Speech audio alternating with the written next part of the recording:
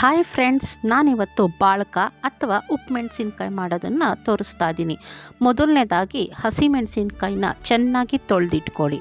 ನಂತರ ಅದನ್ನು ಬಟ್ಟೆ ಮೇಲೆ ಹರಿವಾಕಿ ನೀರಿನ ಅಂಶ ಎಲ್ಲ ಹೋಗೋಕ್ಕೆ ಬಿಡಿ. ಒಂದು ಪ್ಲೇಟ್ಗೆ ನಾನು ತೋರಿಸಿರೋ ಥರ ಸಾಬುದಾನಿ, ಜೀರಿಗೆ, ಇಂಗು, ಉಪ್ಪು, ಮೆಂತ್ಯ ಇಷ್ಟನ್ನು ಮಿಕ್ಸಿನಲ್ಲಿ ಪೌಡ್ರ್ ಮಾಡ್ಕೊಳ್ಳಿ. ಬೇಕು ಅಂದರೆ ಕೊತ್ತಂಬರಿ ಬೀಜ ಕೂಡ ಹಾಕಬಹುದು. ಮಾಡ್ಕೊಂಡಿರೋಂತಹ ಪುಡಿನ ನೀರು ಮಜ್ಜಿಗೆ ಅದಕ್ಕೆ ಹಾಕಿ ಚೆನ್ನಾಗಿ ಕಲಸಿದ ನಂತರ ಹಸಿಮೆಣಸಿನ್ಕಾಯಿಗಳನ್ನ ಅದಕ್ಕೆ ಹಾಕಿ ಚೆನ್ನಾಗಿ ಕೆದಕಿ ನಂತರ ಒಂದು ಬಟ್ಟೆ ಮೇಲೆ ಅದಕ್ಕೆ ಮುಚ್ಚಿಡಿ. ಯಾಕಂದರೆ ಸೊಳ್ಳೆ ಎಲ್ಲ ಅದಕ್ಕೆ ಓಡಾಡಬಾರ್ದು ಅಂತ.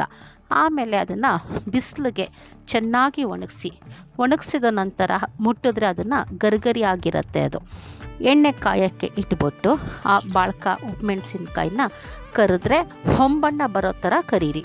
ಕರೆದಾಗ ಮಜ್ಜಿಗೆ ಹುಳಿ, ತರಕಾರಿ ಹುಳಿ ಎಲ್ಲಾದ್ರ ಜೊತೆ ನೆಂಚ್ಕೊಳ್ಳೋಕ್ಕೆ ತುಂಬ ಚೆನ್ನಾಗಿರುತ್ತೆ.